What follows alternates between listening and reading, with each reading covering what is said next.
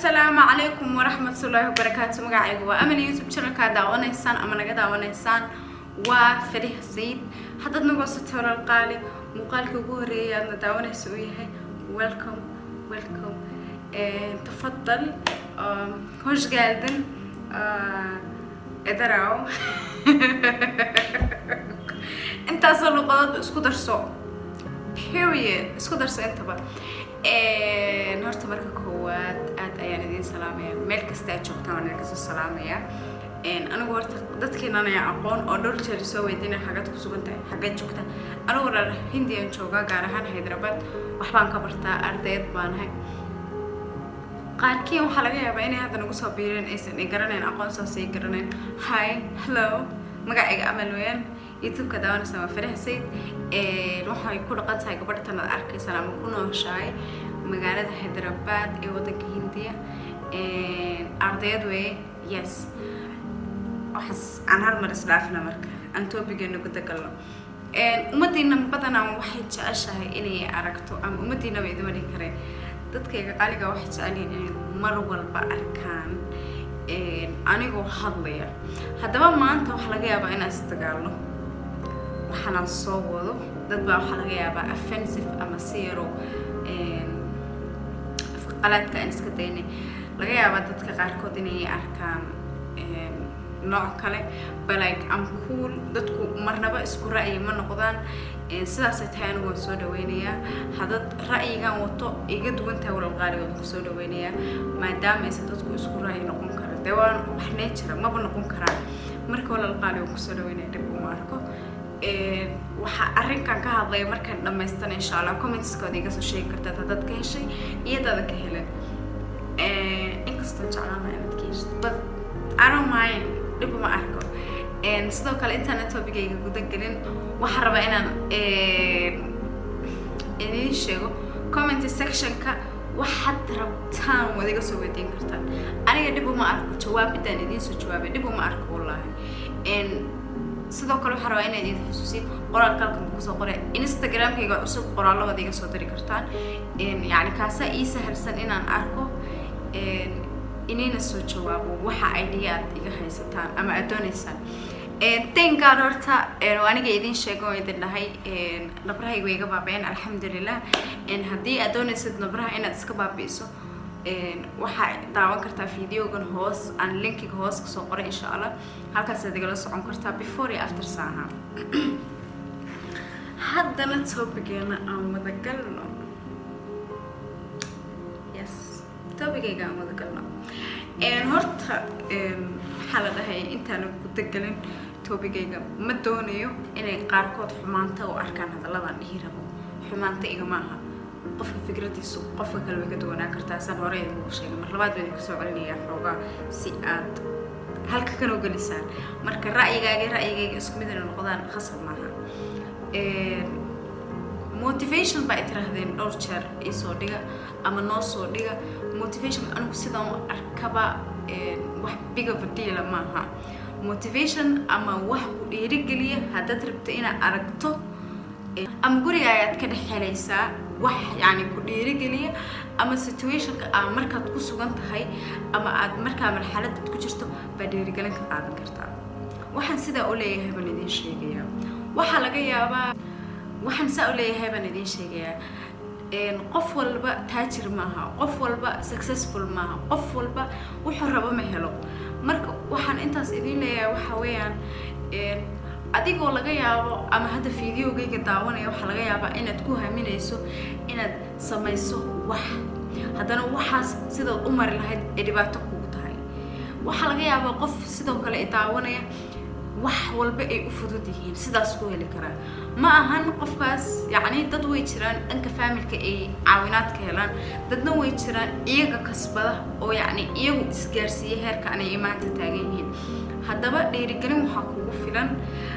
dhanka aad ka soo kacaysid hurdada ka soo kacaysid familkaagu waa sidee familkaagu ma dhaqan yahay alxamdulillah haday dhaqan yihiin adigu si marxalad seeba ku sugan tahay dumar badan oo waxaan arkay sanadada la soo dhaafay yaraan ku guursaday oo haddana sidaas ay tahay maanta laba ilaa halda ilaa saddexda haysta ee haddana meeshay business ama hawlkar ay ka bilaabi lahaayeen aysan garanaynin. haddaba fiidiyowga kan dumarka kaliya kuma saabsana dhammaan dadka walaalaha oo raba inay horumar gaaraan ama nolol iftiin leh ama mustaqbal ifaya fiirinaya ama raadsanaya ayuu fiidiyowgan ku socdaa. marka idin dhahayo fiidiyowgan dadkaas ugu socdaa dadku way kala yihiin. kaba soo qaad maanta bartaad jiiftid kuma qanacsanid, saasay tahay waxaa laga yaabaa inaad fiidiyoyaal dhiirigelina maalintii alla keeno aad daawatid. haddaba fiidiyowga inuu motivation ku siiyo weeye. haddii aad barta sii jiiftid wax faa'iidaa ma kugu soo kordhin, kaliya fiidiyow baa daawatay, fiidiyoyaashana fiidiyowgii hore kaagama duwana. waxaa lagaaga baahan yahay markii aad doonaysid inaad horumar gaadho ama aad doonaysid inaad maanta noloshan level ka gaadhid, waxaa lagaaga baahan yahay inaad dulqaadkii, sabirkii, dhabar adeegii intaba lagaa helo. haddaad tiraahdid guriga hooyaday baan jiifayaa, waxaan doonayaa horumarku isagoo socda inuu ii imaado, sidaas ma ku dhacayso walaal qaali, sidaas kuma dhacayso. nolosha hadday sidaas u fudud tahay qof walba maanta horumar buu gaari lahaa. ninka dhulka seexda oo dadka baryootama maanta dhulka muusan jiifi lahayn, wax ayuu gaari lahaa ama mustaqbal ayuu heli lahaa sida asaagiis oo kale. waxaa laga yaabaa badankeen financial problem inuu haysto ama dhanka familka uu ka leeco ama waxbarashada siduu u jecel yahay aad ka yaabaysid, haddana wax garab qabta ma haysto. saasay tahay dad waxaa jira waxbarashadii lacagtoodii haysta, family dhaqan haysta, haddana aan maskaxda kaga jirin inuu maanta wax gaaro ama horumar isgaarsiiyo, kaliya uu ku tashanayo familka dhaqaalaha uu leeyahay. haddaba walaal qaali fiidiyowga kan intiina buu idinku socdaa. wiilka ama gabadha familkeedu dhaqan yihiin fiidiyowga kan bar buu kaga socdaa. walaal qaali familkaaga haddaad isdhahaysid weligaa rich bay ahaanayaan oo dhabarkooda isku leexi, walaal marnaba ma dhacayso. nolosha maanta laga yaabaa inay kuu qurux badan tahay, beri kuu dhibaataysan tahay. marka wax walba waa qadar alle iyo siduu wax kugu qoray. laga yaabaa beri ka maalin inaad maxaa la dhahayay dadkaas darbajiifta ah oo kale aad noqotid haddii uu hamigaagu meel kale galo. laga yaabaa qofkii aad beri yasaysay oo banaanka fadhiyay oo gacanta kuu soo taagay inuu beri laga yaabaa jeebkiisa wax kaa siiyo. marka waxaan idin dhihi lahaa qof walba hamigiisu meel fiican inuu gaaro waan jeclaan lahaa. dreamka lagu sheegayo ama riyada lagu sheegayo hal qof kaliya kuma eka. qof walba wuxuu nasiib u yeeshay inuu niyadda wax geliyo.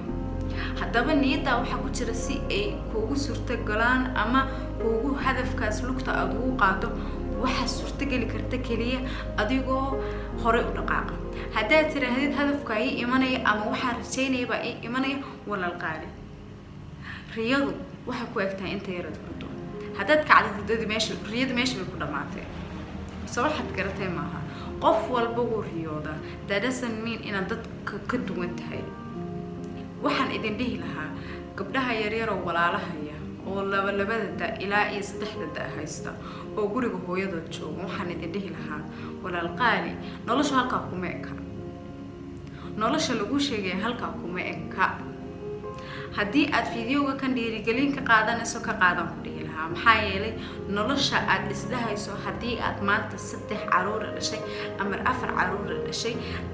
ninkii yacni ilmaha dhalay aa kala tagteen, noloshaadu intaasay ku ekaatay, walaal qaali kuma eka. haddii aad waxbarashada galaaska 8aad ama form 1 kaga hartay ama form 4 aad kaga hartay, waxbarashada dib ugu laabo. maxaa yeelay waxbarashada lagu sheegayo iftiin bay leedahay. waxyaabaha qaarkood aadan hiigsan karin, mugdiga ku hiigsan karin bay waxbarashada kugu hiigsanaysaa. soo waxaad garateen maaha. marka walaal qaali anigu qof walba oo walaalkay ama walaashay waan jeclaan lahaa inuu horumar gaaro. maxaa yeelay qof walba dee riyuu leeyahay, qofka ugu liita riyuu leeyahay. saasay tahay laga yaabaa in wax celinayaan xargaa ku dhegdhegan, laga yaabaa inuu financial problem haysto, laga yaabaa in family problems haysta, laga yaabaa. noloshu intaan kuma eka. maanta waxaad adigu tahay maanta waxaad adigu tahay biri sidaad niyadda iska gelinaysa baad noqon karaysaa marka qof walba riyo leeyahay riyadaada adoo ka dhabsaysan kara baadan qof kale tiisa aad faraha la gali karin wax walba ilaahay baa samada ka qoray wax walba ilaahay kuu qoray seegi maysid wala qaadi haddii uu maanta ilaahay kuu qoray inaad halkaa shilin yar ka qaadatid waad helaysaa ilaahu kabta yaroo la boolishayo waa shaqo wax la iskala weynaada maaha anigu maanta familkaygu alxamdulillah wax dhibaato ma haysto haddana saasay tahay maanta anigu wax baranaya baan meel kale ka shaqeeyaa iguma kalifayso financial problems ama anaa isdabaraya wax saasay haysto maaha option labaad ayaan ka dhigtay haddii ay jaamacadda maadadan kaga soo baxay ay ii suurtageli weydo optionkayga labaad muxuu noqonayaa taasaan ka fikirayaa laga yaabaa maanta 6 bilood oo hygiene-ka aan bartay ama ilka dhaqista ama ilka buuxista yar aan bartay 6 bilood aan ku khasaariyay qarashkaas laga yaabaa biri inuu risqigaygu halkaa iga qoran yahay you never know nolosha marba gelin leh maanta laga yaabaa